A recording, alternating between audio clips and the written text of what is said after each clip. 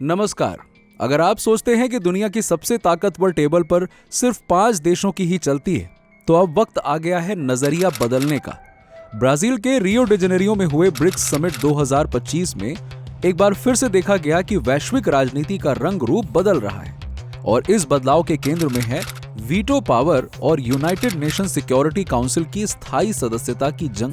मतलब कई देशों के बीच आपस में खींचातानी चल रही है कि कौन बनेगा स्थायी सदस्य और किसको मिलेगी वीटो पावर। देखिए, मैं आपको बताता हूं कि इस बार ब्रिक्स समिट का माहौल कुछ अलग था। रूस के राष्ट्रपति व्लादिमीर पुतिन और चीन के राष्ट्रपति शी जिनपिंग ये तो मंच पर मौजूद ही नहीं थे, लेकिन भारत के प्रधानमंत्री नरेंद्र मोदी ने अपनी मौजूदगी से पूरी दुनिया का ध्यान खींच लिया। मोदी ने अपने भाषण में साफ कहा, 21वीं सदी के सॉफ्टवेयर को 20वीं सदी के टाइपराइटर से नहीं चलाया जा सकता।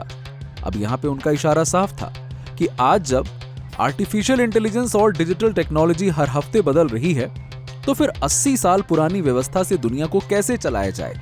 अभी 80 साल पुरानी व्यवस्था क्या है, ये मैं आपको आगे बताता हूँ, समझ में आ जाएगा आपको। देखिए, यूएनएससी की मौजूदा संरचना में सिर्फ 5 देश अमेरिका, रूस, चीन, फ्रांस और ब्रिटेन, इन्हीं के पास में वीटो पावर है। इनकी मर्जी के बिना कोई भी बड़ा फैसला नहीं हो सकता। लेकिन अब ब्रिक्स जैसे समूह, जिनके पास दुनिया की करीबन 50% आबादी और 40% जीडीपी है, अब यहाँ पे सवाल ये उठ रहा है कि क्या ये व्यवस्था आज के दौर में न्याय संगत है। भारत, ब्राजील और साउथ अफ्रीका जैसे देश ये लगातार मांग कर रहे हैं कि उन्हें भी स्थायी सदस्यता और वीटो पावर मिले, ताकि ग्लोबल साउथ की आवाज भी सुनी जा सके। अब इस बार समिट में सबसे बड़ा विवाद इसी मुद्दे पर हुआ। ब्रिक्स के साझा घोषणा पत्र में भारत और ब्राजील को यूएनएससी की स्थायी सदस्यता बनाने की मांग तो की गई, लेकिन अफ्रीकी देशों के बीच मतभेद के चलते साउथ अफ्रीका का नाम शामिल नहीं हो पाया। अब यहाँ पे मिस्र और इथियोपिया का ये कहना है कि अफ्रीका से किसे स्थायी सदस्य बनना चाहिए, ये फैसला ब्रिक्स नहीं बल्कि अफ्रीकन यूनियन करेगी।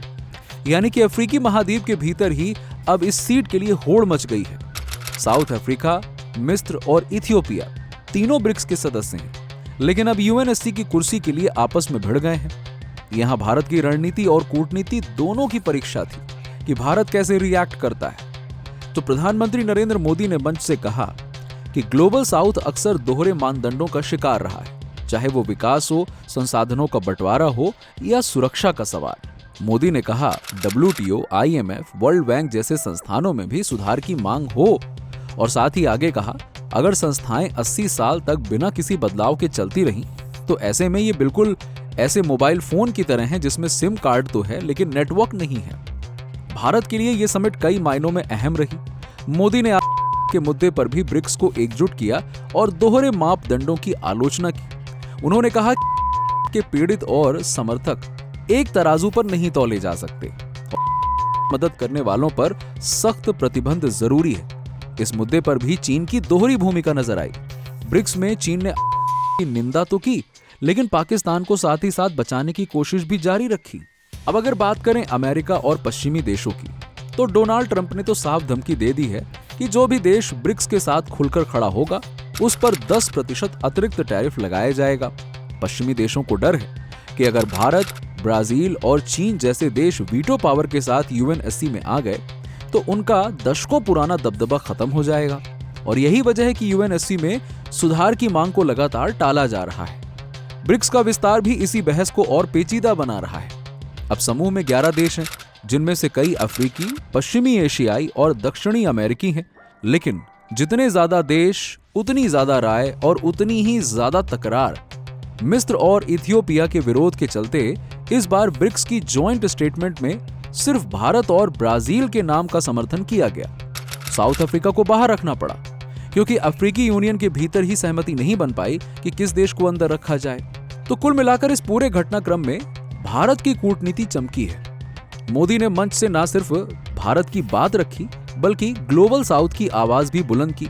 उन्होंने ब्रिक्स विज्ञान और अनुसंधान भंडार, डिजिटल पेमेंट्स और आयुर्वेद जैसी भारतीय पहलुओं को भी वैश्विक एजेंडे में शामिल करवाया। भारत 2026 में ब्रिक्स की अध्यक्षता संभालने जा रहा है और ये मौका भारत को वैश्विक मंच पर और मजबूत बना सकता है। आगे की राह वैसे आसान नहीं है। ब्रिक्स का मकसद है पश्चिमी देशों के मुकाबले एक नया, न्याय संगत और समावेशी वैश्विक मंच बनाना। लेकिन जब हर देश अपने अपने एजेंडे के साथ में आता है तो एक राय बनना मुश्किल हो जाती है। अफ्रीका की सीट का विवाद तो बस शुरुआत है। आगे चलकर ट्रेड, क्लाइमेट चेंज, टेक्नोलॉजी जैसे मुद्दों पर भी यही क्लैश देखने को मिलने वाला है। कुल मिलाकर ब्रिक्स समिट 2025 ने दिखा दिया है कि अब वैश्विक राजनीति में पुराने नियमों से काम नहीं चलने वाला है। भारत और ब्राजील जैसे देशों की आवाज को अनदेखा करना अब ये पॉसिबल नहीं है। अगर यूएनएससी जैसी संस्थाएं वाकई में 21वीं सदी के लिए प्रासंगिक बनना चाहती हैं, तो उन्हें अपने दरवाजे नए नेताओं के लिए खोलने ही होंगे। धन्यवाद। ऐसे ही देश दुनिया से जुड़ी खबरों की डिटेल्ड एनालिसिस को जानने के लिए हमारे चैनल को सब्सक्राइब करके बेल आइकन के बटन को जरूर दबाएं। आपके इस छोटे कार्य से हमारे चैनल को ग्रो करने में बड़ी मदद मिलती है। जय हिंद, जय भारत।